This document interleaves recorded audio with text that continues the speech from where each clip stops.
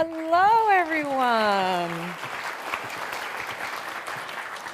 My name is Juju Chang, and I work for ABC News Nightline, and I am thrilled to be here with you at the World Science Festival. This afternoon, our panel is called Sense and Sensibility, the Secret Language of Smell, because we're very literary, sense and sensibility. I hope you received that envelope that Tracy mentioned. I want you to not pull it out yet. Don't pull out any of them, and don't take any of the plastic wraps off, because we're going to have a little fun with them a little bit later in the panel. And we're going to ask you to take them out and smell them and do all these fun things.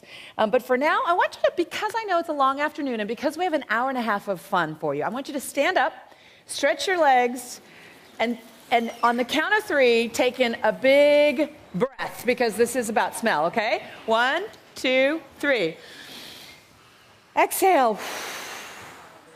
I feel like a yoga teacher. Actually, with this earpiece, I feel like Lady Gaga.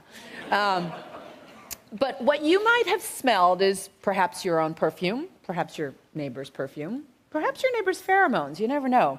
But in fact, you've inhaled thousands of odor molecules. You can sit all down now. The odor molecules come from your hands or whatever's around you, the last thing you touched, perhaps from your clothes, even from the seat you're sitting in, and from whoever sat there last. The people sitting around you, their clothes, the places they've traveled throughout the day. It's a long list, but you may not have been conscious of smelling anything, because olfaction is a part of the subconscious, which brings us to the secret language of smell and all of the encoded information contained in a scent.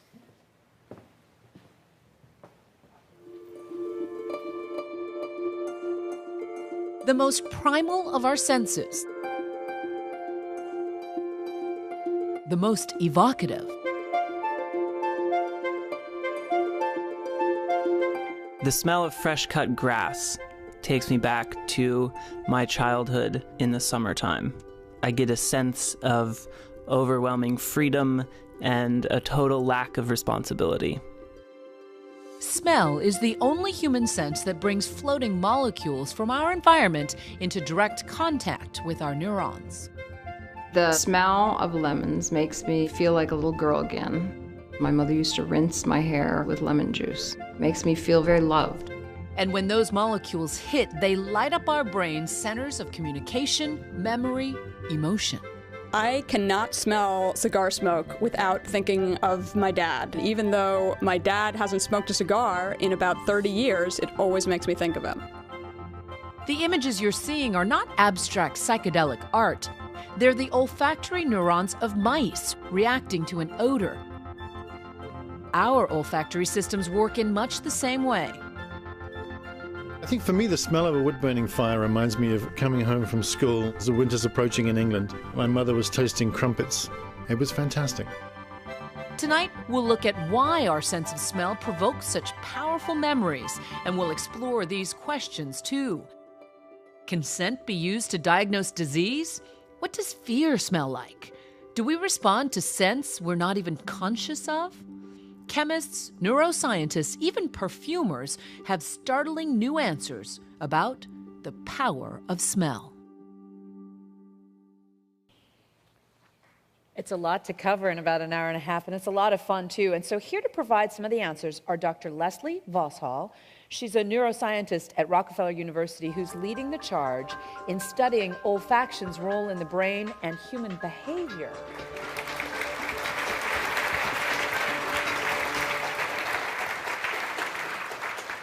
Also joining me is Dr. Consuelo de Moraes. She's a chemical ecologist from Penn State University, where she studies the complex airborne communication among plants. She's currently applying what she's learned to humans with funding from the Gates Foundation to create an electronic nose. She will tell you about this in a minute.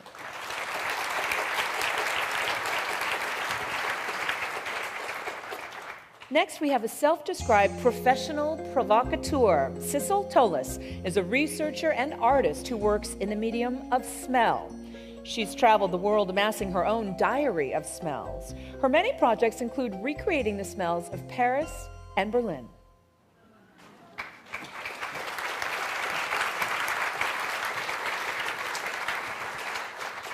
And rounding out our panel is Dr. Avery Gilbert.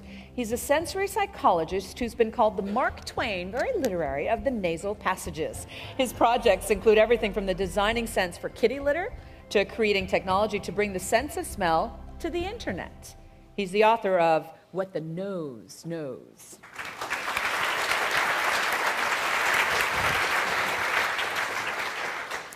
So I've decided that because of Avery, we have the sexiest panel on the World Science Festival. Avery, tell me a little bit about how scent is different than sight and how it's different from the other senses. It's different because we know, until very recently, very little about it scientifically, but also because it's the surprising sense. I think what we'll hear about a couple of times today is that you can be walking through the street, you hit a plume of odor, and suddenly you're transported to a different time and a different place, very vividly, with very accurate emotional recall. And I think that's something that people have commented on for a long, long time. And we can now understand the kind of the neuroanatomy and the brain chemistry of that goes on. That's one big way. And do you want to talk about how the genes detect all these colors and vision as well? I'm going to leave that to Leslie because that's her You're going to do expertise. that, okay. That's my job. Trying to get me to step on Leslie's lines. I won't do it. So what I think we I've have to learned the hard way. recognize is that the sense of smell, it's a very old sense, but we've only really studied it in earnest in the last 20 years. So people have had a very little idea since about 1991 about how it works. But I think it's instructive to think about how vision works. And so it's amazing what we can do with just 3 proteins in our eyes. So to look at an image of violets, a typical human can see about 10 million colors. And so you can see in this image, you have the richness of textures of color. So how does this work? So we know from much older work than 20 years ago that with just 3 genes, a red gene, a green gene, and a blue gene, the eye and the brain can decompose 10 million colors. And so it's the coding potential of just 3 genes to see 10 million things is really extraordinary. And we know that this is important because if you're missing one of the genes, it's an extremely common genetic disease in men to be missing the green gene. So one of the photoreceptor genes drops out, and then you have red-green color blindness, and that very much diminishes the sense of how vision works. So how does this all relate to the sense of smell? Right. Where am I going with this? You guys didn't pay $30 to hear me talk about vision. So how it relates to smell is that since 1991, we know that the human nose has 400 receptors. And so you can kind of do the math. If you can see 10 million things with 3 genes, what can you do with 400 genes? And I think Avery and I can discuss how many scents there are. It's kind of an unknown number, how many scents there are. But if you imagine the nose containing 400 different genes that can grab onto scents from the environment, if we draw those as 400 little circles. So if you imagine that, if you're looking at this picture, the nose doesn't really look like this, but if you imagine each of those little circles is a gene that's expressed in your nose, if you're smelling nothing, if you're just smelling clean air, the circles would all be white and you would sense nothing. But if you inhale a bit of jasmine, you might start activating some of those receptors. Some of the receptors would be really excited by jasmine and they would be depicted here in dark blue, and other ones would be depicted in light blue. So then what happens if you have now more jasmine, so the scent changes a little bit. You know that in some cases, something you can smell weak and then strong, and so you see you recruit more of these receptors, and in some cases that can give you a bit of an unpleasant tinge if you're really activating a lot of receptors. Leslie, why is it that smelling is the particular scent that it seems to be the same experience for everyone? So that's not the case for most things. So people have a very individual sense of what I consider a strong scent or a weak scent will differ a great deal depending on these receptors. So depending on how many of them you have and what the genetic constitution of the receptors is. So people differ. They have great differences of opinion about if something smells good or bad or weak or strong. And is that based on your genes or your cultural So we think background, it comes down to the 400 circles that are cartooned here. Science will say that it has a strong effect on how you sense things. So if you're missing one of the 400 receptors, that's really essential for encoding the perceptive jasmine. Jasmine would smell very different. So the genes play a big role, but environment, of course, also plays a huge role in, so prior experience, your memory of these scents will play a huge role, as the beginning video made a very good point. That Right, and these scents come in direct contact with our neurons, which I think is fascinating. it's a kind of a creepy thing that it's the only part of the brain that sits outside of the skull. So the neurons that are sitting in your nose it's a little bit of your brain that's fallen out of the covering of the my brain. brain has fallen. Excellent. All right, well, Consuelo, why don't you advance the discussion a little bit? I know that you've done really trailblazing work on this sort of invisible language of plants. And I think most people may not know that a plant can send out a scent at a particular moment for a particular purpose. Right. So I think a lot of people know that plants can defend themselves by producing toxins. So we're very familiar with some of those, like caffeine, cocaine, nicotine. Right, so these are plant defenses, but a lot of people don't know that when plants are attacked, they also can have those indirect defenses.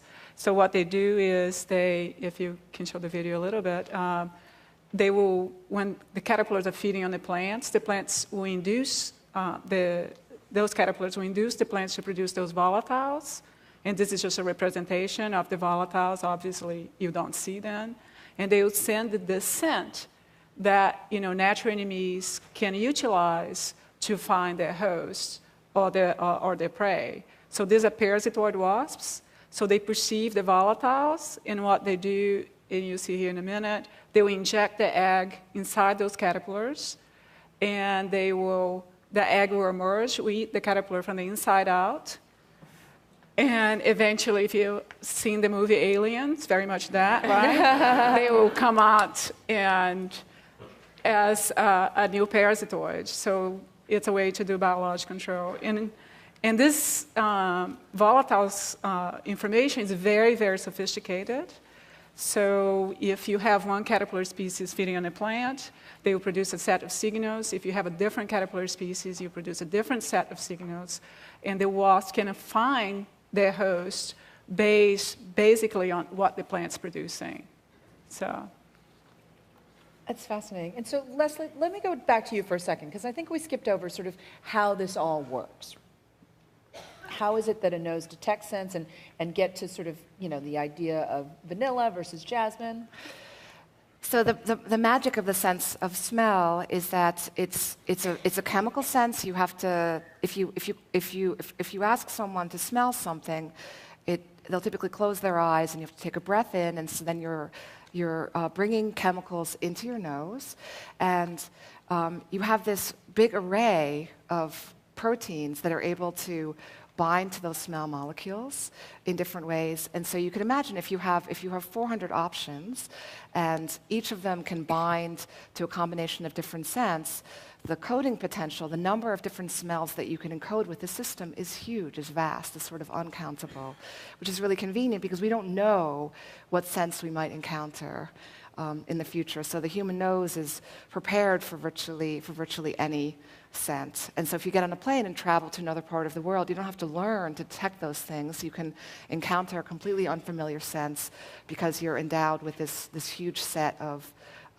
chemical detectors. And there's some overlap in the code. So there's some overlap in vanilla, so you may activate some of the same receptors with the scent of vanilla and the scent of jasmine. But it can also get really complicated. They can start canceling each other out. So when you start mixing things together, which is what perfumers do, things can become very unpredictable. So there's been good experiments showing that if I train each of you to smell jasmine or vanilla or something like wintergreen, you can learn to distinguish those. Once I start mixing them together, people are completely stumped. It's like my Joe Malone lime mandarin orange lotion. Thank God she didn't go beyond 3, because once you go beyond 3 components, people are completely stumped because the 400 receptors start interacting, and something, it will be like A plus B will produce Z, so a completely different percept emerges, which is why perfumery ends up being so empirical and so artistic, because you can predict what colors, you guys have all mixed colors together, you can predict what you'll get if you mix 2 colors. You actually can't predict what will happen if you mix 2 smells. Fascinating. All right. Consuelo, did you get to this idea that when an insect is under attack, they send out different signals? So the plants, when the plants are under attack, actually the way we found that out was I was in the field and I was supposed to have a set of caterpillars. Right. But ended up that day I didn't have that caterpillar. And people thought, oh, all caterpillars will produce the same kind of, induce the plant to produce the same kind of signal. And then I was in the field and I had all this insects, but the wasps only would come to the plants that had the right caterpillar. Right. So then we went and looked at it, the chemistry that the plant was producing, and realized there are two sets of signals that are being produced. Not only, so I think the fascinating thing about this is that the plants are producing a signal that can tell you that the plants are being attacked, but also by whom they're being attacked, and I think that's amazing. That is fascinating. They're crying out, they're calling help, me! but, Right, exactly. but they're providing information about what's attacking them. It's the opposite of a skunk. I guess it's like a skunk, right? So, Sissel, tell us a little bit about what brought you into this field. You've combined chemistry and linguistics and art. To continue where you stopped there, I was trying to become a skunk. Why not try to use smell for that kind of purpose? Leave me alone kind of purpose, kind of thing. Come to me. Anyway, yes, you are sanitized and pasteurized for your protection in the society we live in, meaning the antiseptic death and the fact that not all smells can be pleasant, we will end up having none at all. So I decided to maybe take care of those ones who have no right. And started collaborate with the industry who have the knowledge. There are about 5 big players who control everything what has to do with smell and taste in the entire planet. You've clearly done a lot of yes, smelling. And what they primarily do is to camouflage, deodorize, and perfumerize reality. And I said, okay, maybe I should show the same reality before they come and do their job. So with the same knowledge, I started to do field work. You started to collect Yes. scent specimens, up to like 7,000, right? Yes. So that was my starting point to check out if I can use my nose for other purposes, just breathing in and out. Can my nose be used purpose communication, navigation, decision-making, education, and so on and so forth? Can I be able to reproduce the smell that's around me full time, bring it back to the same reality, ask questions? Could we use this kind of information for different purposes? Then just storing it in our memory and using maximum 20% of all these amazing smell memories that stored in the subconsciousness. Well, Sissel talks about scent and behavior, and so Avery, I want you to talk a little bit about picking up on what Consuelo was saying, that these plants send off an odor under attack. If plants use a scent for survival, is that what humans have to do as well? And why do we have this sense from this sort of evolutionary perspective? There was a great paper that just came out in Science this past week. I don't know if you all saw it. Timothy Rowe at the University of Texas. This fellow looked back at it's like 600 million-year-old fossils of the first kind of lizardoids that were becoming mammals in an early stage. And there were a couple of different stages in this evolution, and each stage was characterized by an enormous increase in the olfactory bulbs, which are where your olfactory nerves go up into your head, and they're the first relay center in the brain that does a lot of the analysis in making all making this chemical profile into a perception of jasmine, say. So the bulbs got bigger, and the processing areas for smell in the primary cortex got bigger. We're talking about animals that were this big. These are Chinese fossils. And then hundreds of million years later, there was another burst of evolution, and the bulbs got bigger yet, and the brain areas got bigger yet. And Rowe has a very interesting theory about it. He says what this did, and it was also happening with the development of hair on the exterior, and the brain areas that could interpret the movement of hairs. So if the breeze is blowing past you, or if you're being touched or rubbed or something like this, hairs became sensory, not just a thermal blanket. So he says what happened was this was enormously increasing our potential awareness of the environment as our ancestors' awareness of the environment, and it was smell and this kind of general ability to pick up any of the, with 400 receptor types like Leslie was talking about, we've got this enormous array to detect the world, whereas insects, a gross generalization, but insects are kind of finely tuned to pick up, the mating smell, the right caterpillars you like to eat or lay eggs in or whatever you do. Right. It's a little creepy. there are other movies, but... But one thing that I think actually is amazing is that, so when we look at those wasps and how they find the caterpillars, you put them in this very complex environment, right, that have several plants. Many times they are generalists, they eat several types of plants. And in that mass of smell, they can find exactly what they're looking for. And it's shocking to me every time. That's a very cool thing, because I mean, if you think about what the atmosphere is in a let's say a field with wasps and caterpillars, it's a chemical soup of all different kinds of stuff, put up there intentionally and unintentionally, and that insect is looking for a particular little combination of this and that and this. Right. And so it's what psychologists have a term in hearing perception. It's called the cocktail party phenomenon. You're in a cocktail party and you're listening to that couple over there have an argument, not these 500 other couples. You can tune in one particular conversation, even though if you look at the sonic energy profile of the cocktail party, it's just a huge mishmash. But our brain does a signal processing task very well where we pick that out. So I guess in general insects, I'm not trying to put the insects down, but they're focused on a very particular conversation between a screaming caterpillar, or between a screaming plant and an eating caterpillar. And the wasp says, let's go. Well, Sissel has go ahead. But I think also that human being can, one stage, be able to do this. I've been trying, and a certain situation, I'm able to identify the smell in the cocktail, and I think it's just a different kind of programming, a different kind of focus. If you just, primarily navigate and communicate and decide by vision, if you just let looking have a break and concentrate that the nose is doing the job here. And I'm usually good at picking up sort of the smell of cupcakes. That's how I navigate around. But I also find that, I love your research project where you break down the scent, for example, in a jacket. I've always thought, sort of after a night of Korean barbecue that, oof, I can smell it. You've actually broken it down chemically.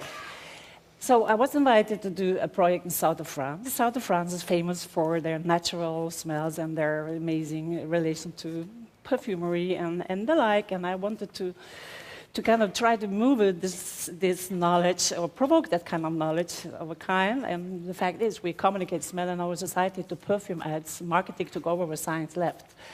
And I tried to bring back a little bit science to reality and say, listen, okay, Chanel can do a good job and cover up a lot of things, but if you want to know what's actually happening, I would like to show you. So the next slide, please.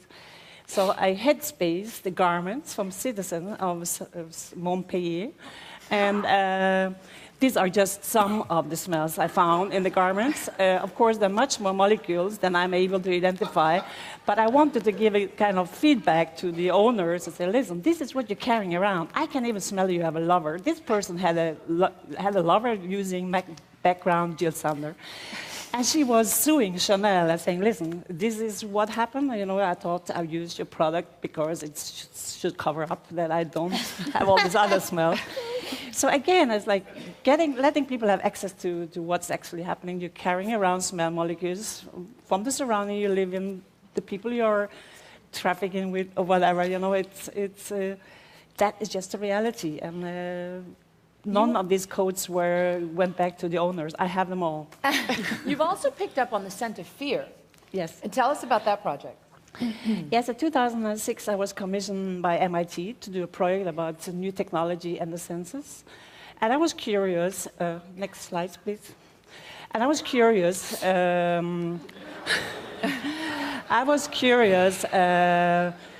could I smell fear? This was in the period of the Bush government and the whole notion of paranoia and terror. And I was thinking, am I able to smell that people are afraid?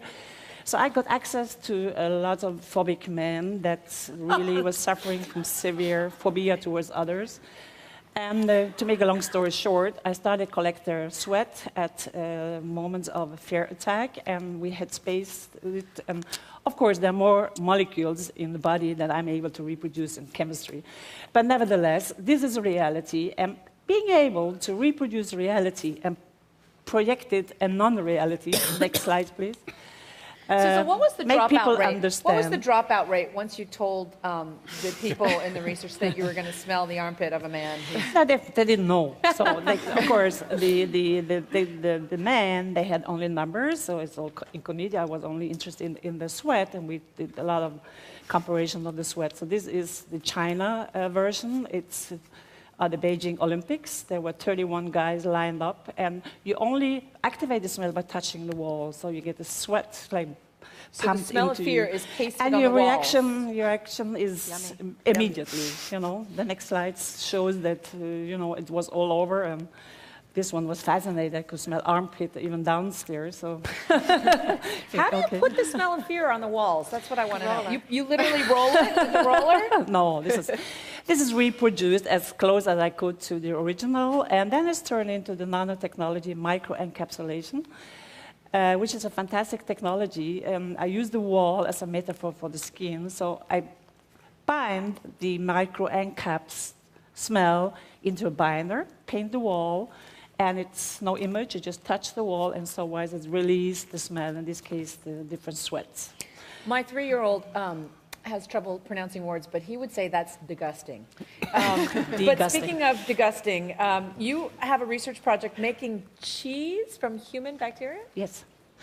So Harvard Medical School got curious about this notion of smell and bacteria, and because smell and bacteria are not always nice, as I said before, we will end up having none at all. So I was invited to do a research project with Christina Agapazzi from Harvard Medical School, and we decided to focus on the cheese as a metaphor for the human organism.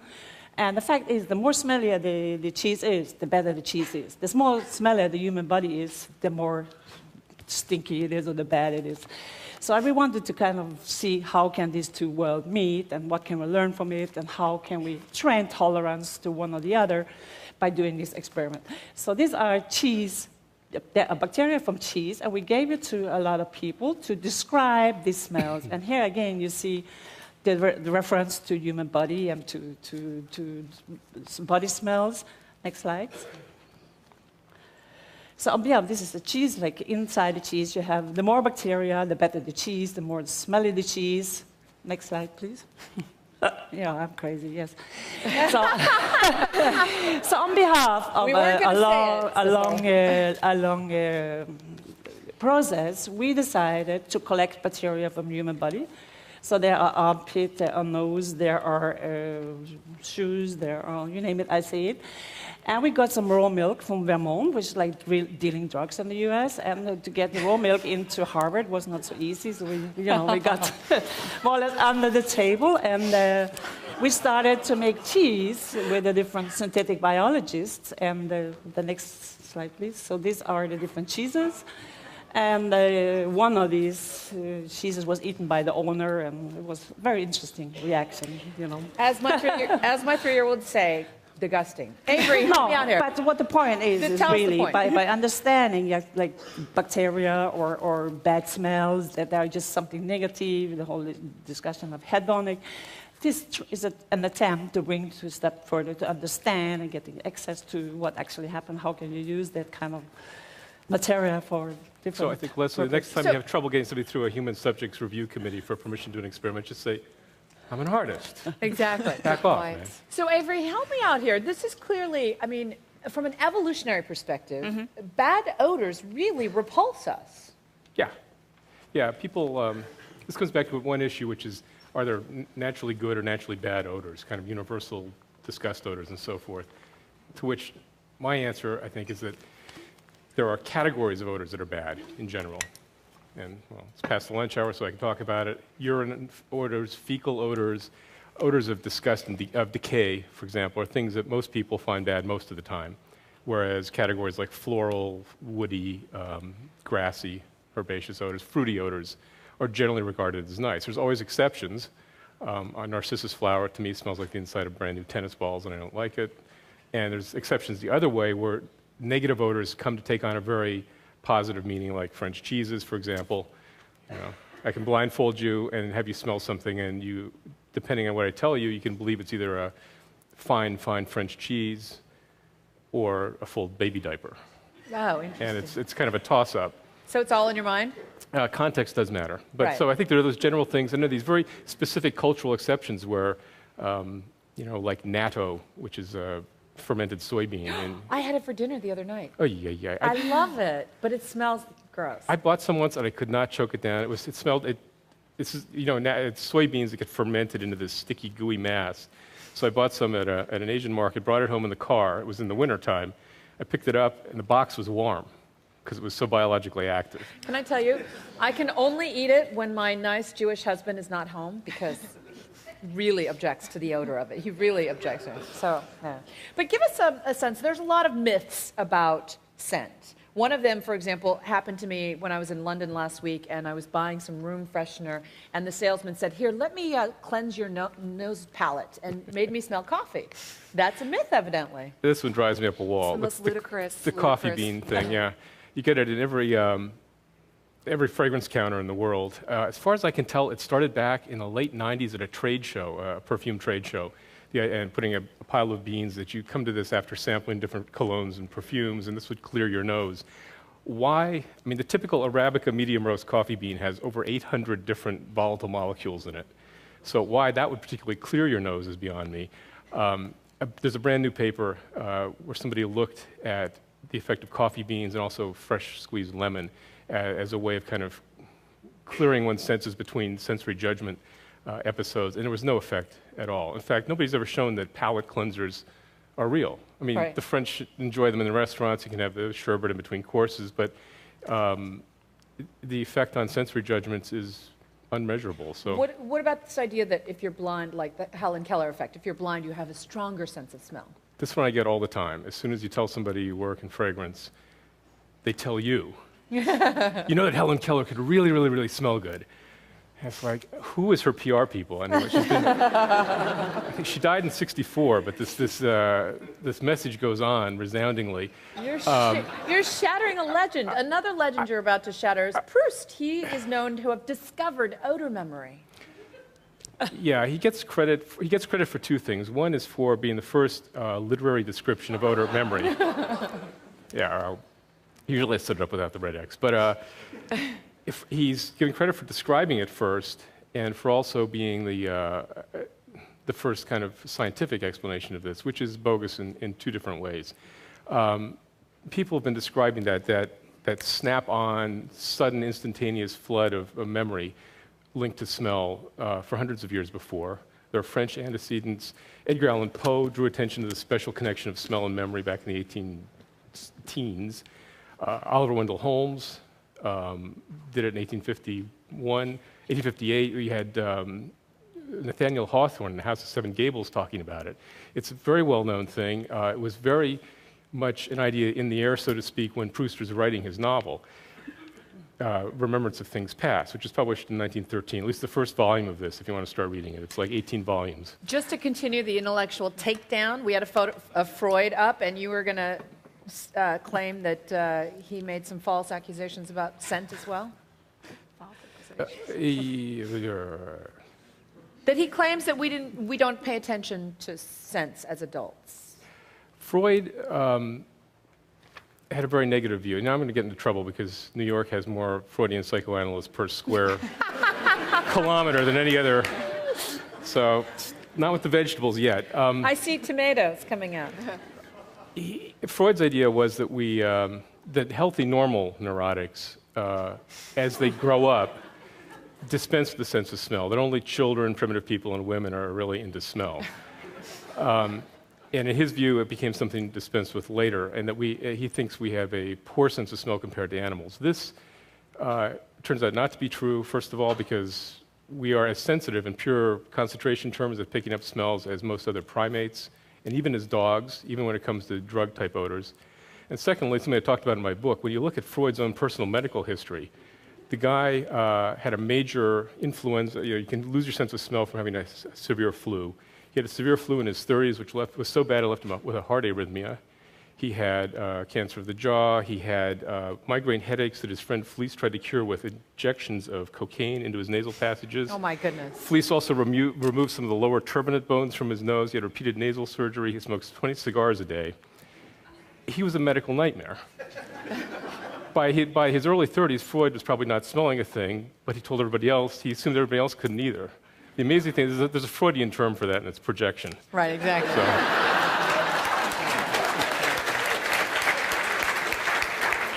I'm glad you got to the punchline. Now, I'm one of those people who, if you could blindfold me, I would tell you that this is my husband. I could smell him. I can smell my children.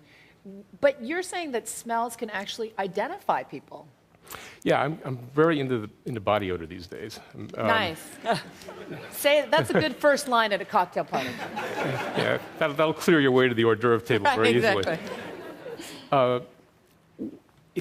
My original interest in smell was with animal behavior, and a lot of what animals do in their daily lives involves smell, scent marking, recognizing mates, mothers and infants, and so forth. It turns out almost all of those things that animals do, we're talking about mammals now, we can do. So mothers recognize the scent of their babies' clothes versus other babies. Babies can recognize their mother, a nursing mother's breast pad from other mothers.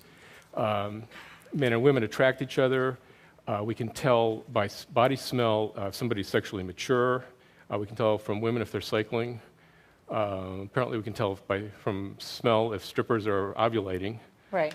I mentioned that, and I want actually Leslie to weigh in because we were She talking brought about it up. the I strippers. didn't. I'm not injecting this into the conversation. Because this is the kind of mind I have, and I see a young man in the front, so close your ears right now, earmuffs right now. But there's a whole study out there about how strippers, when they're ovulating, get better tips. This is my favorite scientific So Leslie has to weigh in. So the setting is New Mexico, and it was a carefully controlled study where strippers would log on to a website, report their tips, and also report where they were in their menstrual cycle. Okay. And they enrolled women who were taking oral contraceptives and therefore were sort of flatlined for hormones, and women who are naturally ovulating. And the results are really stunning. So women who are on the pill and don't ovulate have a very even tip trend.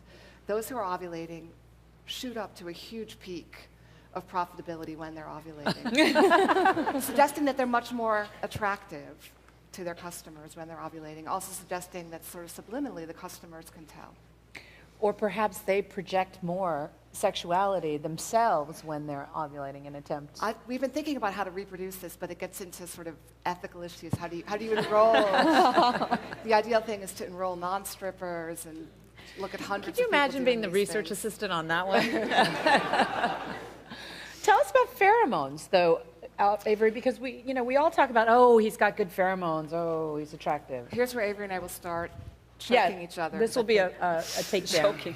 All right, Smackdown. I've become a convert to the non-pheromone school recently.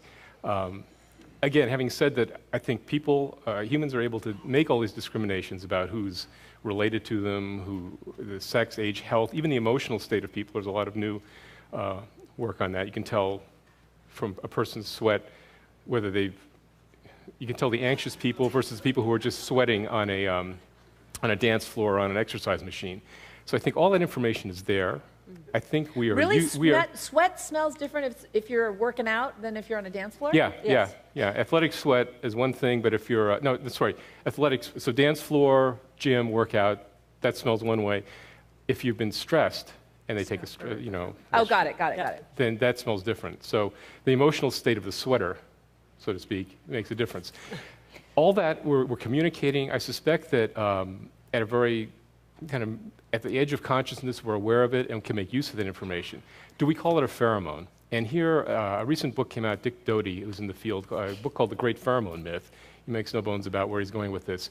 He says there's no, oh, come on, this is Congressman Weiner's territory, please. Here, please. Congressman Weiner to perfumery, please. He may have been hacked. There's some topics you just can't avoid. The no, jokes write themselves. So, a pheromone, the concept originated in 1959 with insects, and the idea was that there was one or a couple of molecules, very specific, that would have a very specific behavioral response. So you put one of these two molecules in front of a male wasp, and he'll try to copulate with whatever smells like that. So very... How do you know that the wasp is copulating exactly? Oh, you can see it. Really? Good thing. And you can even put in a static object and they will try to copulate with. Okay. All right. Well, which is Question answered. And evolution, of course, an orchid will figure out a way to put those two molecules up and get all these horny male wasps to land in hopes of copulating. And in fact, all it will do is pollinate the orchid and leave frustrated. So it's a sneaky system. But the pheromone concept involves very, very specific signals and very specific reaction, and it's got to be automatic. It's got to be hardwired into the creature so that you put that odor in front of the male wasp and bingo, response. With humans, every time somebody's claimed that there's a human sex pheromone usually or some other pheromone, it's always a big mixture of things, not a single molecule. It's, the response is not automatic like the wasp. It always depends on learning and context.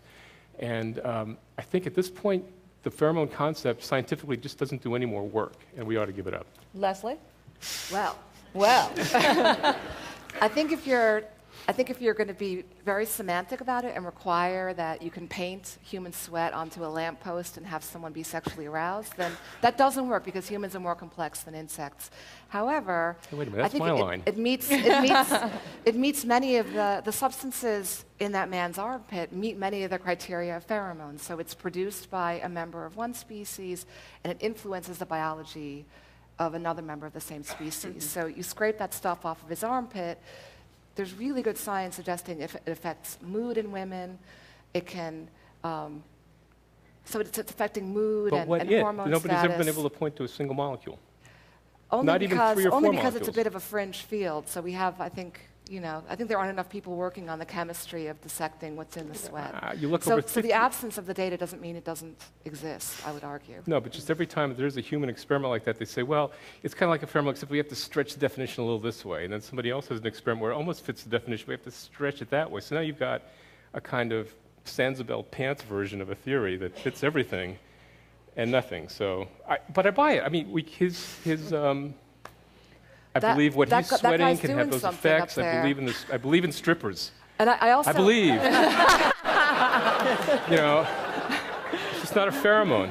It's ludicrous to say. Consuelo, do you have an opinion on this? Come on, bug girl. I think you can argue both ways. I think Leslie's right in the sense we don't know a lot about smell yet. The science is relatively new.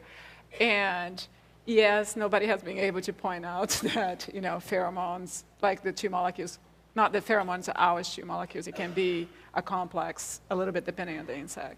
But we haven't found that. And I think you have to stretch a little bit the concept of pheromones to fit humans. But I think, there is no doubt that there are things that are attractive to That man's armpit says a lot. That's all I'm going to say. We can talk about chemical signals, and I think we find a lot of agreement there. I mean, we're communicating things, or there's information coming, we're giving off that is biologically important. It may have had a role in evolution too, but I just think the pheromone thing just doesn't.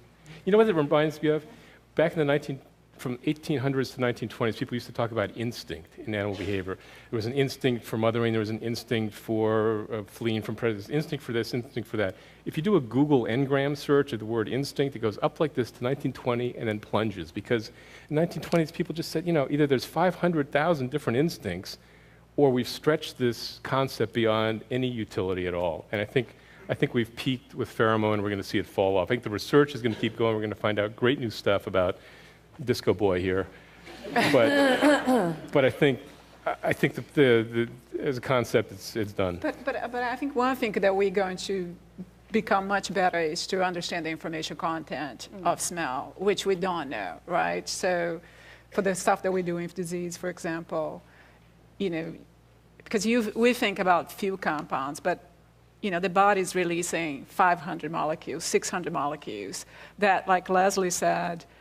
You have a combination of molecules. The smell of A and B is not A and B anymore, is C. So once we understand the information content, then we understand much more how a lot of the things that we think is not scientific, in a sense, like you're not responding to this because, right? I think the stimulus is real. I think the response is real. It's just that it doesn't. It makes sense to call it that. The other thing is, even if we map out the armpit essence that's having this effect on the girls in the club. We still haven't had, that's not an explanation for everything, because so much of this involves interpretation and context. Even in mice, for example, who prefer to mate with mice that smell like their mother. If you perfume the mother with Chanel, and then give the mice a choice later when they're sexually mature of who to mate with, they'll prefer mating with a Chanel-scented female. So there's no evolution. What's the pheromone? Pheromone at that point doesn't do any work for us. Leslie, final thought before we break out the cards? I guess I think that the pheromone deniers among us are setting humans aside from all other animals. So I think it would seem unusual to me that humans have evolved past the point where we're not using social signals. So I continue to believe that we're using those signals. Okay, you guys can take it outside afterwards. All right, so let's try the scent test, shall we? All right, take out your envelopes.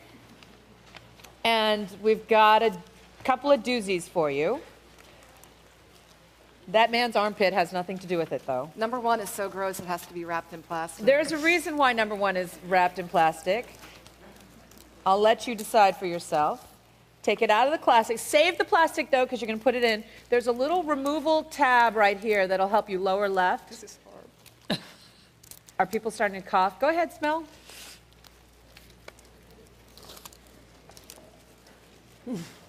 My favorite cheese. I can hear you smelling it. Oh, grow up. Come on, that's good. Okay, anybody want to shout out some answers to guess what it is? Brie? Swiss. Swiss? Smelly feet. Oh, Gruyere. I can never say that. It's like, what? Vomit, I agree. Vomit. Vomit is a good one. Vomit is a good one. What? Dirty? Oh, durian. Durian. Sour milk. I see your hand. Okay. So you don't have to scratch. Now you can put this back in. If you like the smell of it, you can take it home. And we have to put it back in the baggie because there will be others. This is a classic scent. Sissel, I want you to talk about this, and then I will reveal what the answer is. So this is one of the molecules we found in David Beckham's Adidas shoes. David Beckham's Adidas, that's what this scent And is. the same smell molecule we found in several Swiss cheeses. So you are all right. Swiss cheese, very good. So it's a and chemical. again, back to my experiments at Harvard was, putting connection between human body and the cheese. It has a name, though. It's called an isovaleric acid, right? And it's the same molecule as on human feet, smelly feet, and on cheese. And very attractive to mosquitoes. Mosquitoes as well. love it. So it's a Mosquitoes major thing love that. it. Okay, so we have to mosquitoes. clean our feet and our mosquitoes won't come around. Is that it? Yes. Why do you think? What's the theory? Why are mosquitoes loving that? Well, the girl mosquitoes need a blood meal. They prefer a human blood meal, and so the best thing is to learn to recognize the unique scent of a human, which is uniquely. So you just isovaleric open your acid. shoes when you are mosquitoes. You just take But they're out your chemical- Casting think we shoes. put dirty socks and they would come.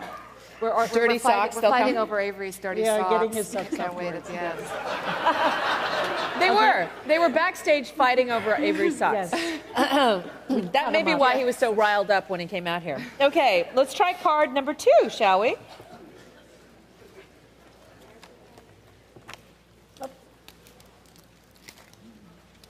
I don't like that at all, actually. Do you? It's lovely. Do you like it? Guesses?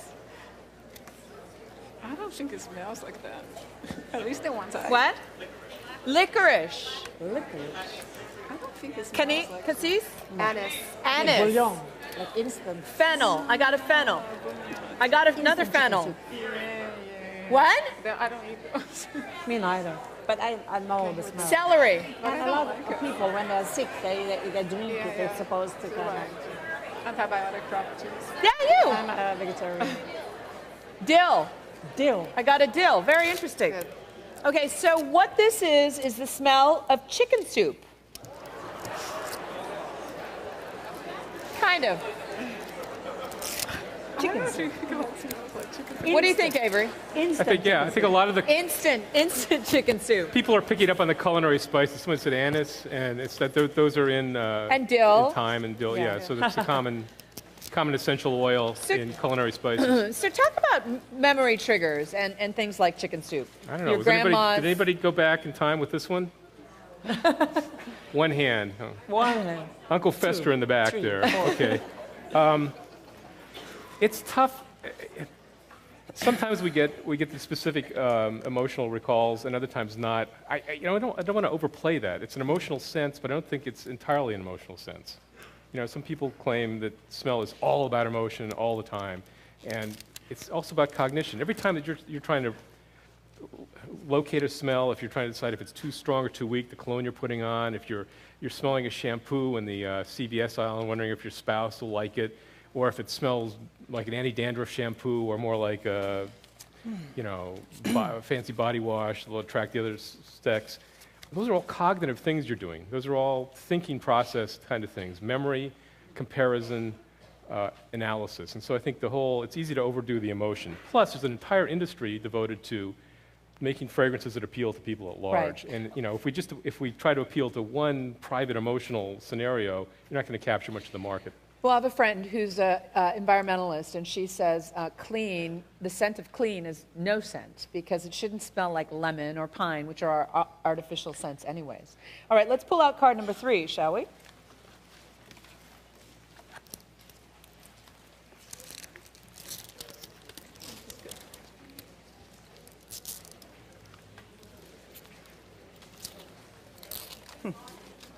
Laundry? I got a laundry.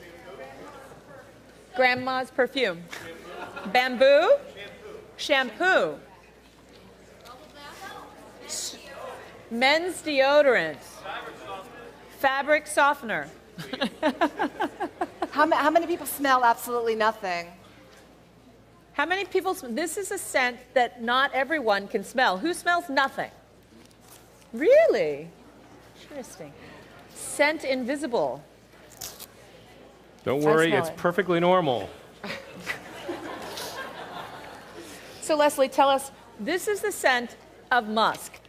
So this is galaxolide. And the answer is you guys are incredibly sophisticated smellers because it smells like shampoo and soap because this is a major ingredient that every manufacturer puts. We've learned to associate this smell with clean. So we've been doing a learning experiment. And what's cool is I saw a lot of hands of people who smell nothing. And so this is a very common condition called specific anosmia. So you did well with having a reaction to card 1 and card 2, but you're unable to detect this because you're genetically missing some of the 400 little circles that I drew earlier. So it's most likely... Is it most likely Disabled. this that you would be... Smell disabled. It's a very smell common way. disabled. You're smell disabled. It's extremely common that it is extremely We common. like to sort call of it genetic- smell challenged, okay? Smell challenge. Okay. Okay. What it actually is, it's very much like, it's the olfactory version of the color vision anomaly. that Exactly. Leslie's talking about. So you've got a basically okay odor perception, and then you've got one notch kind of missing, where it's like you can't hear one frequency. So your sense of smell is normal, but you've got this one notch. That's why it's called specific. Is that why there's anosmia. that one guy at the party who's wearing way too much cologne because he can't smell it? No, it's because he's hot. Tyler. Who's hot in there? Well, yeah, there you go. What are the other, is this a common scent that people can't smell, Leslie? So my lab has done work on this, and Avery has done classic work showing it's an extremely common specific anosmia. So depending on which one you test, 5, 10, 20% of random people pulled out of an audience or on a subway train cannot detect these. And What it's- percentage, sir? It really depends on the scent. It depends how you do the experiments. But let's say blanket 10%, 1 in 10 people can't smell these. Oh, at And least. We had a least, good and sprinkling of hands here. and so I think some of you weren't honest because it should be 10% of you not being able to smell anything. And it's helping us track down the inner workings of how the nose works because we can use these as clues to figure out if you can't smell card number 3, then if you go into the genes, into the DNA, what's missing? It helps us begin to associate the 400 receptors with scents. And what they can sense and what they can't. Exactly. And what's another common scent that is smell blind? Well, my favorite one is androstenone and androstadienone. The stuff that was leaking out of that guy's armpit is the male-derived odor. We found the gene called OR7D4, and about 15% of New Yorkers have a broken gene, and so they perceive the sweaty armpit smell as much more pleasant than people who are intact genetically. So maybe Avery's like Freud and he just can't smell the pheromone. That's the Listen, problem. in my case, I have people lining up for the guys. There's at MIT there was a woman that fell in love with guy number 9, and she came every morning and kissing the wall up and down, going back and forth. In Korea, an old man come up and say, "Can you give me half a liter of guy number 2? I mean, this is the first time since the First World War I can smell human body again." Really? The last time I smelled it was the Japanese-Korean War, and this guy was 97. He was crying, so it's something there. I absolutely support Leslie, and I have another project where I have all these sweaty guys on pages, and some people sleep with these books, so there must be something You in have the a air. very interesting life, I gotta say. All right, so let's go to card number 4. Open it up. Yeah. Give it a smell. Nice sniff. Funeral? Excuse me. Say again? Stargazer lilies. That is what it smells like. Gardenias, yeah. Lilac. I got a lilac. Lilac. It's very What? hard to get. Car tire? Did you get the right card? Is this 4? Oh, it's so beautiful. Consuelo, tell us what we're smelling. Oh, this is a flower of you. It's a flower, so this is another way, I would say, that plants co-opt insects to do their work for them. So flowers Gives off smell. They smell, so they reproduce sexually, so they have to find a way, so they can't move, right? So they have to find a way to somebody to transport the pollen. So what they do, they have these beautiful smells that attract the pollinators to carry their nectar to another plant. So that's a great way that plants have co-opted others to do their jobs since they can't move. So. Yes. This is a specific scent of a flower that's a rare flower found in Tahiti. It's called the tiare. Tiare. And it's a lot like a stargazer lily. I agree with you. So I think what's interesting about that is if somebody shouted out car tire, that kind of... And the first person said funeral. Well, I guess you'd have lilies at a that's funeral. a good one. But the car tire aspect of it goes back to something I was saying about narcissus reminding me of tennis balls. There's a set of compounds called indoles, which have a kind of stinky note, but which are also at the heart of certain of those heavy floral scents. And so that's probably what this person out there, I can see, was picking up on, that I pick up on. I find that it overwhelms the floral part of the composition. For me, it's a little much. A little much, yeah. So Consuelo, tell us about how plants show sort of animal-like behaviors with their noses. So we'll see a video here in a little bit, but so I think we all accept that insects can smell, mammals can smell, but I think people have a little bit of a hard time thinking how plants could do the same. So the little plant, the yellow vine here, is a parasitic plant, so they don't have roots, they don't have leaves, so they have to attach to a plant to acquire resources. So what this plant does is it smells the host plant, and it will move into this behavior, like the circumvention behavior, towards the tomato plant. It's a parasitic plant. It's a parasitic plant. So they will attach to that plant and connect to the vascular system and take the resources out of it. So it's sucking the blood. It's sucking the blood, What? exactly. It's called a daughter plant? It's called the daughter plant. So here, just for you to see, this is a cascuda with no host nearby, so there is no plants they can attach to. And you see the behavior is very different, right? You don't see any directional behavior. So you see this more random behavior, right? And this I use to say, if they don't find a host, they will die. And It's sad. It's very It's sad. the death of the daughter. So they try very hard to the very last bitter end to find. It's tragic. Oh. And they smell the plant. That's just... And they smell the tomato. Right, they smell the tomato. So this is to show how we can put the smell on this rubber scepter, and we enclose the tomato, and you see how they will grow to the smell now. Oh, this is just cruel. Cruelty to plants. I start a campaign. So that thing smells like a tomato. That smells like a tomato. So we take the smell of tomato, put in this little release device, and they try to connect to it. And the sad thing, actually, is that once they take a direction, they cannot go back. Oh. So they really do. I felt really horrible. Are you telling me that? Are you telling me that plants were killed in the making of that video? So in the lab, we actually had this slide that we show that we'd never let the cascute attach to the plant, so no tomatoes are harmed in our experiments. But let's move on from plants to humans. What I found fascinating was this idea that disease has a smell, and that specifically malaria has a smell. Right. So we actually start doing this in plants, and we show that when plants are being attacked by pathogens, they change their smell, and seem like the virus in this case was manipulating the plant to attract the vectors that transmit the disease.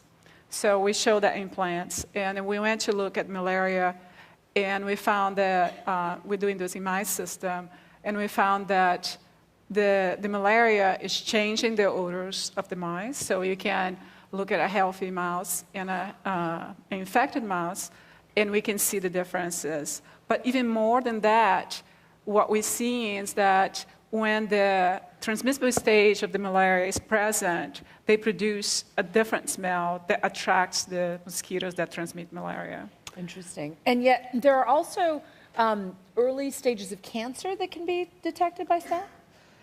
So the science on this is still sort of science fiction, but I'm sort of optimistic that eventually the chemistry of this will get better. So the idea is that when you're sick, you smell different, just as has been shown for malaria. So just when you go to the airport and they swab your baggage and put it into a machine to read for traces of bombs, that we can eventually get a signature of what a normal healthy person smells like, and then train an electronic nose to tell the difference between the signature of a healthy person versus a cancer patient. So the data on that is they've had a few anecdotes of a woman whose dog licked her leg, and that woman was later found to have metastatic melanoma there at that point, and then she went to.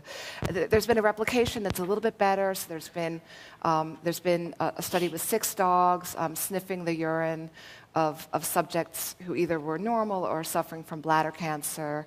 The dogs do better than chance, but I still wouldn't rely on this as a way to figure out if you are affected. But Leslie, isn't there a big difference between the two things you're talking about? If I understand what Consuelo is saying, is that the malaria parasite itself is kind of changing the host odor in order to attract mosquitoes to spread itself to other humans. So it's sort of a deliberate re-engineering of your body odor.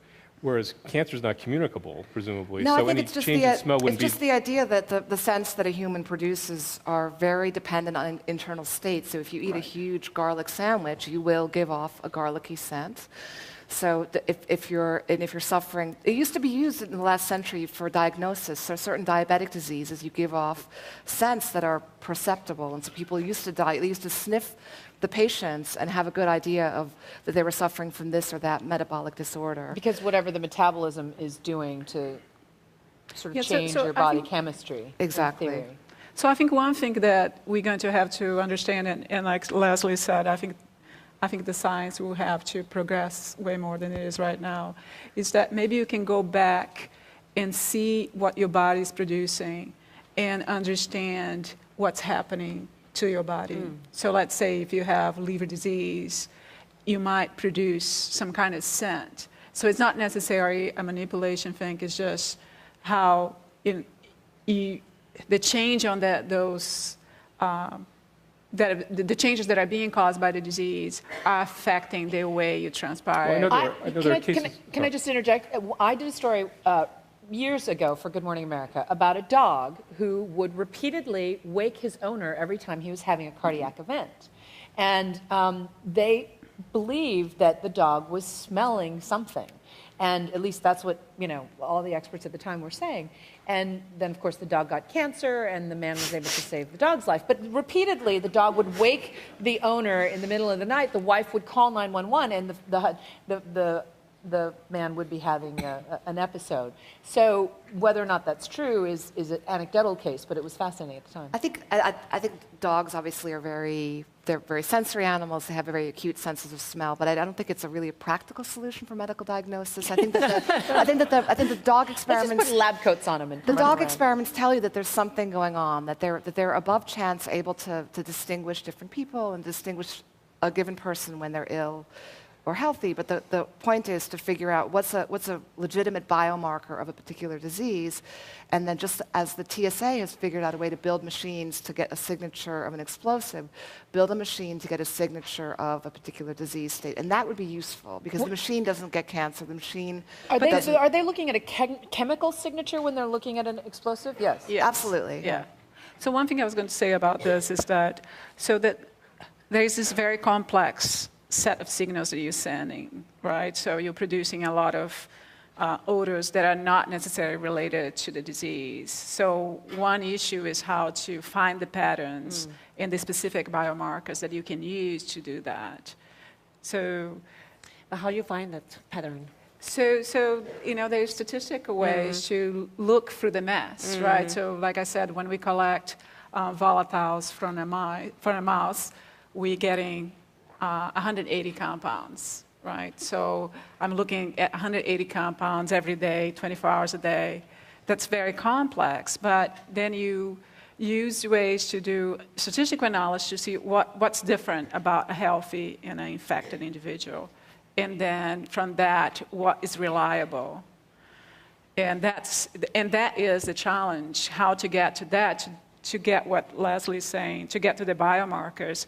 Because I think the beauty of this is that one problem with diseases that we have is the asymptomatic individuals, is the ones that are walking around and they look healthy, right? With malaria, that's very much the problem. Right. Because it's very easy to diagnose somebody in this acute phase of the disease. It's obvious they have malaria. And so a human can smell the malarial smell. Well, it's not a human.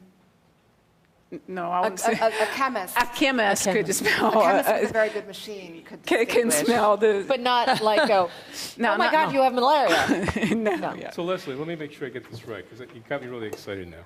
So good. There's an ovulatory. Avery, you look very excited right now. there's an ovulatory smell signal given off by women, and with an electronic nose sensitive enough and tuned to that, we could so I could have a pocket ovulometer to Exactly. take with me to bars. Is that what you're telling me? That's exactly right. I think we should set up a business. I thought that's You're what you an were saying. entrepreneur I thought at that's heart, what you were Avery. saying. I can tell. So, Avery, speaking of selling things, you, in your book, The Nose Knows, talks about the zombies at the mall, right? And how, in an effort to sell you things, companies have been manipulating our noses for a while. Scent marketing has been around as a concept for about 7,500 years, but it's kind of taking off now because people are realizing, number one, there's a technology available, so you can go into a store and have kind of scented zones in different areas of the store. And we've also gotten a lot more sophisticated about the sort of behavioral measurements we can take. So for instance, you were talking about the clothes and clothing. Study in one store put a feminine fragrance, a kind of soft floral smell. This was a college clothing store next to a college campus. With the feminine floral odor, sale of women's products went up, sale of men's products went down. Significant. Let me talk about, instead of average $25 purchase, up to $50. Then they put a more masculine scent in, equally nice scent, but a little more, you just tell it was more masculine. You got to reverse. Men's wear sales went up, women's wear sales went down. So what are you doing? You're not controlling anybody's mind, although there's always, there are like truthers, birthers, and sniffers. I don't know what there are out there. There's always a conspiracy theory somewhere. But you're kind of setting the context for the people the shoppers to interpret what's going on. It's been shown that a smell can activate what psychologists call semantic networks. So the smell of a cleaning fluid, a Windex or Comet cleanser, will get, you put that smell in the air and you hand people a cracker snack to eat, and then you come back and you notice the people who have the clean smell in the air tend to be wiping the crumbs off the table and stuff like that, as opposed to people that don't have any. So you haven't told them to do anything. You're not, causing them to have a behavior, but you've got them thinking clean at some level. But you are, in a way, causing them to behave in a certain way. Well, no more than by showing you an advertisement, playing you a jingle. That's what advertising does. The real estate agents will tell you that if you're trying to sell your home, bake a pie. But before if you put sell your those- house, right? I mean, everyone said. Yeah. But if you put those smells, let's say in India, the reaction will be completely different. So I think we are dealing here with a very white Caucasian kind of approach to the definition of bad and good and clean and not clean. And I think that's a fundamental discussion that has to be taken. What justify for this kind of definition? We're operating after old rules here. And we are living in a world where the definition of cleaning up means different. And I think the only way we can move on there is to get people access to, let's say, bacteria and smell molecules and see them in different contexts than necessarily manipulating to sell and to behave different. I think it's, We have been manipulating our food for a long time, right? Yes, So exactly. all the artificial smells that we have place on food that we think we're eating something that we're not eating. Exactly, right? like with this chicken soup, Right. instant chicken soup, some people have a relation to it, some not, Right. In fact, we've probably been manipulating ourselves over evolutionary time. One of the arguments I make against, the Freudians who say we can't smell anymore, I'll grant that we're not very good at smelling stuff at a distance. So if we go hunting on the Serengeti Plain, I'm not going to be able to smell the gazelle, a half mile upwind. Yes. But once we bag the gazelle with the aid of our trusty hunting dogs and bring him back, we can season the hell out of it in the stew pot. And I think that's what we've really evolved for. We're very good at that kind of close-in smelling. It's called retronasal, the kind of smell that comes up the back of your throat and out your nose. It reverses. And we're very good at picking up and savoring those things. And I think since we've been cooking probably for some estimates as much as 2 million years, Who are we? hominids, since the early ancestors came out, have been cooking and using spices which create whole new flavors and fermenting alcohol, fermented milk, cheese, come back to cheese again. All these products didn't exist before, and now they're influencing possibly our genetics. I don't know if that's plausible to you. But I'm fishing here, but tell me a little bit about the relationship between smell and taste, because there are those who lose a sense of smell and have a difficulty with taste, etc. I've been sort of struck in our work that we encounter lots of people who believe they have a really strong, incredibly compelling sense of smell, but actually are smell blind. So I'm sort of amazed that when at birth you test children for hearing and you test children for vision, but nobody really tests for the sense of smell. Which is sort of Can you though test for a sense of smell? Can you put someone in a booth? Well, the things that we've been doing today, it's things like this that are a substrate for smell testing. But it's amazing how I think the sense of smell is really important. It is. I mean, to answer your question, of course, if you hold your nose and try to eat something, the food has no real flavor because you're no longer using the retronasal pathway. You're going to try that later, aren't you? Hold your nose and try. So the sense of smell is crucial for our enjoyment of food and everything else. But it is amazing how many people are. We would never but have why to be is it told. crucial? How is it tied in? Because you would think your taste buds are independent, and yet. But they're not. So the tongue collaborates with the nose to bind together the tastes which hit the tongue and the smell molecules which hit the nose combine in the brain to give you the full texture. So lemon, if you just taste a lemon, if you hold the nose, you get nothing. You just get a weak sour. If you just smell a lemon, you don't get the perception from the tongue of sour. You have to do these things together. So But I think what is fundamentally missing is education. I think that smell and chemistry and the nose should be part of curriculum in primary school. The earlier you can train kids to use the nose consciously, the better future you have. And you don't have any more, the issues of, the rose manipulated me to buy more jeans than the other who didn't have a rose. Does it And I break think down, it's though, really in gender? Because fundamental here. Maybe it's just anecdotal, but it seems to me that women are better at smell, because my husband is sort of smell blind. I'm like, you can't smell that? Come on. Time after time, it's one of the most reliable kids. Gender-specific results in psychology. Yes, Women are better at detecting lower levels of smell, and especially at naming them, which goes with a higher verbal score in a lot of these cases. So, but again, that's a team average, right? So women have the average reliably from study to study, but any one guy might outdo any particular woman, or vice versa. But when it comes back to the smell testing, that's a fascinating thing. There are a few smell tests on the market. I think it was only in 2006 that the FDA approved the first smell test for clinical use, which is kind of weird when you think about it. They're basically scratch and sniff tests that ask you to identify, smell this, is it A, B, C, or D? Right, but in our example, we gave 4 different smells, and people came up with vastly different answers for each of them. That's a difficult task. Yeah, but if you had it in school from the age of 0, the world will look different.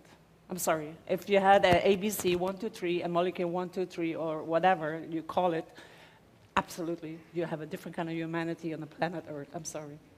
I work with kids, and they are 0 to 12, and the result of the experiment I do is like amazing, breathtaking, and it's amazing tolerance, and that's beyond hedonic, it's beyond what any average grown-up will ever dare to do, and also the ability to express to the respective smell is amazing. Well, Avery did say that women are better at.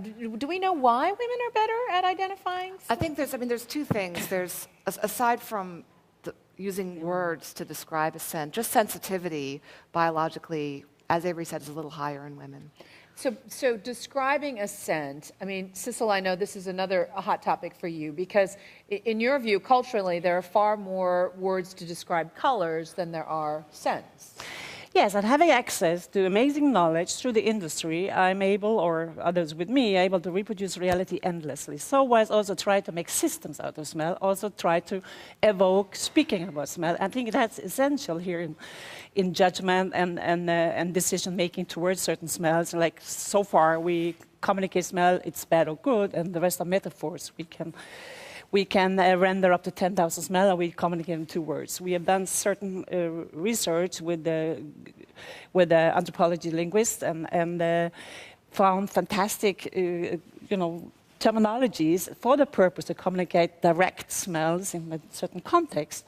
And on behalf of that research, we have done certain site-specific work and challenging people to express intuitive, terms for exactly those So you've actually come smells. up with some of these terms. So you want to go over some of them with us? Not necessarily, but Come on. come on. The No, smell of the countryside. We call that sort of the mossy, peaty, countryside-y smell. What do you call again, to explain how those systems occur is really to reproduce certain smells, bring it out to the people, and ask them, please, make an attempt to express a word in relation to that smell. And then compare the different words that were expressed to exact that smell and try to see if there is similarity in that specific expression. And some of the words, like a project I did in Mexico City, that happened. And ozone is the smell of the countryside, but more specifically what it is, and and others. And what about the smell of dirty fish? Because that's kind of universal, like smelly fish smell. That was also a Mexico project. So again, it's project-based. I don't pretend to make Esperanto for the nose, and it's really an attempt to see, can one challenge to express smell beyond it smells good or smells bad, and what happened when a smell became interesting. I think it's a different starting point, they're saying bad and good. Yeah? Well, I have to say, whenever I order wine and the sommelier comes by and describes, nutty, fruity, peaty, blah, I have no idea what he's talking about. You can learn that, though. It's entirely learnable. And the way you would learn the varietal characters of wines is the same way perfumers learn how learn their trade. You get shown an example, like an oaky Chardonnay versus a non-oaky Chardonnay. You smell, you taste, and you remember. And you create in your mind a unique kind of mental hook for that flavor, that aroma. And then you learn the lychee nut flavor that's in a Gewürztraminer wine.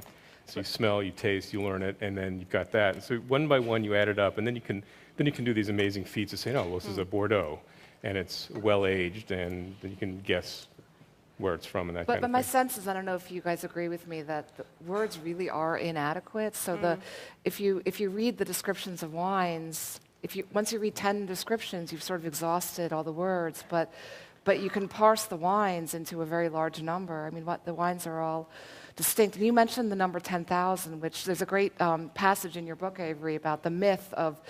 You read about the sense of smell, this widely repeated lie that humans can smell 10,000 odors. I don't know who made that up. It's just wrong. We don't know how many odors there are on it's Earth. just a number. Moreover, we don't know how many we can smell. So I said with 3 receptors, you can see 10 million colors. So with 400, there should be at least the potential Nobody's to ever sense. counted the number of smells. Yeah, I'm not that sure how you hasn't go been done. That about would it. be a good life.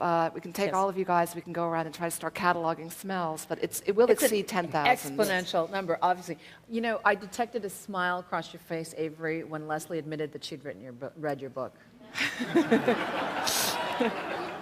It was really imperceptible. I read it on the beach. It was a good read. How much is that? $10 for the mention? Actually, there was one thing I was going to ask Sissel about, though.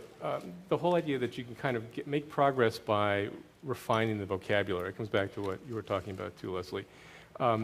A fellow named Dennis Dutton, he just died recently, but he was a kind of philosopher of art, ran the Arts and Science Daily, Arts and Letters Daily website. He wrote a book called The Art Instinct, where he talked about kind of what is it deep in our biology that causes us to do art, since people have been doing art since drawing bison and mammoths on the cave walls and so forth.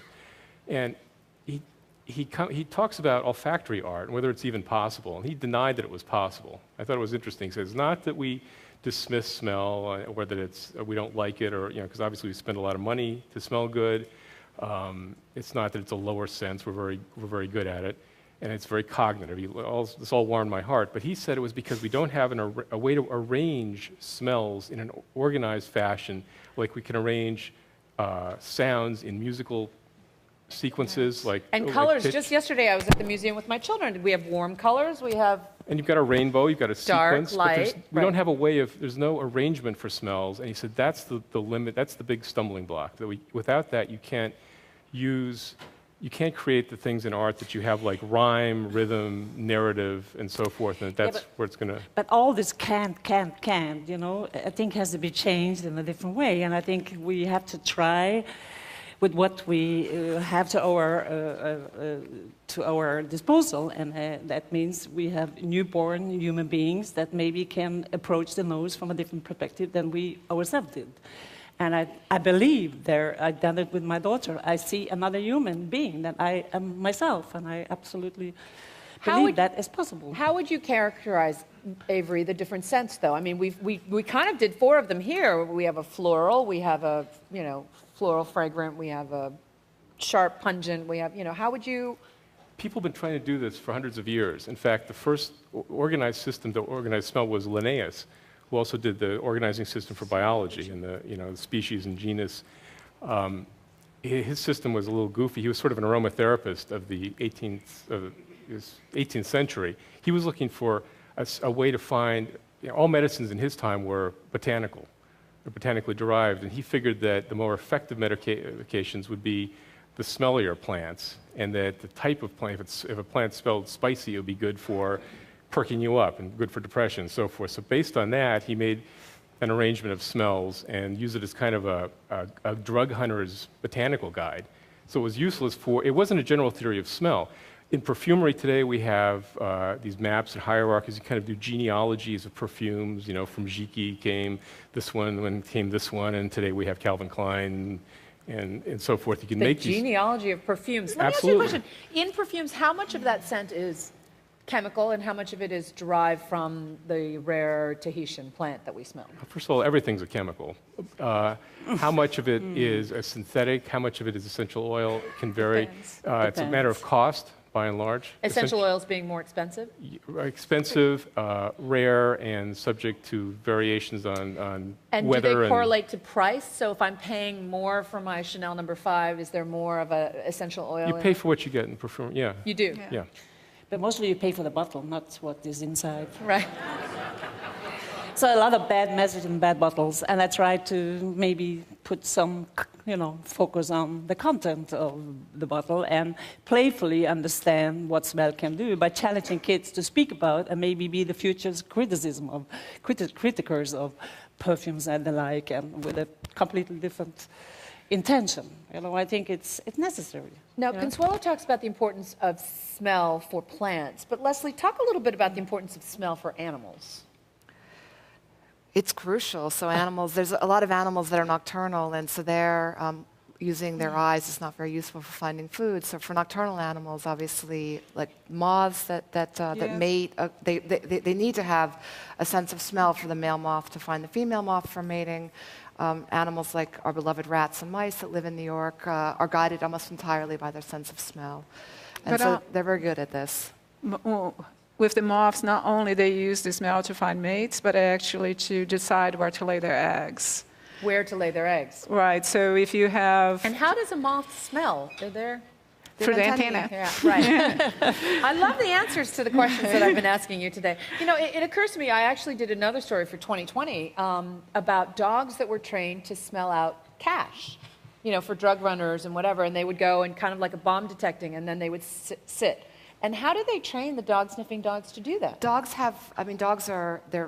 they have great powers of attention and memory, so it's obviously, you give them a treat, and so they attend very much to the signal, and so just by the power of association, they figure, I'm going to get this really delicious piece of lamb lung if I figure out what's different about this versus that. And so does currency have a singular smell, well, everything, or do liras smell different than dollars?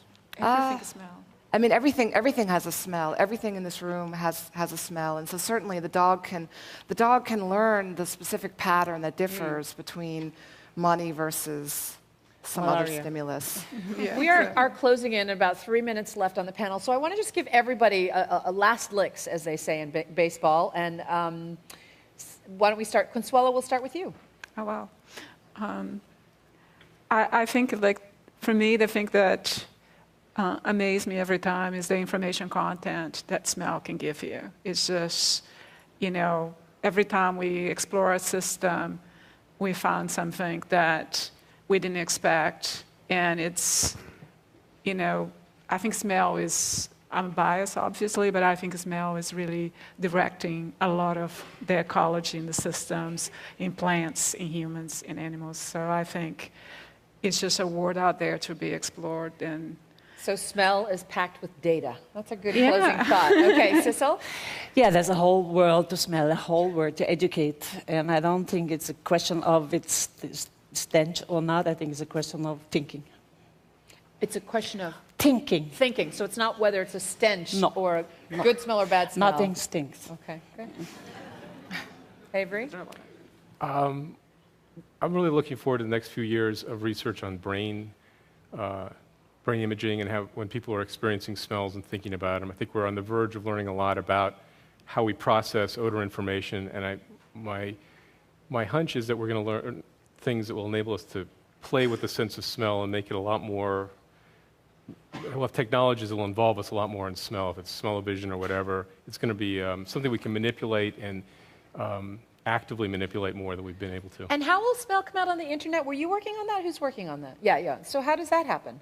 That was a device plugged into your USB port, and it would spritz out little different combinations of odors. Print it out? Spritz out. Spritz out. With a little. How does it spritz it out?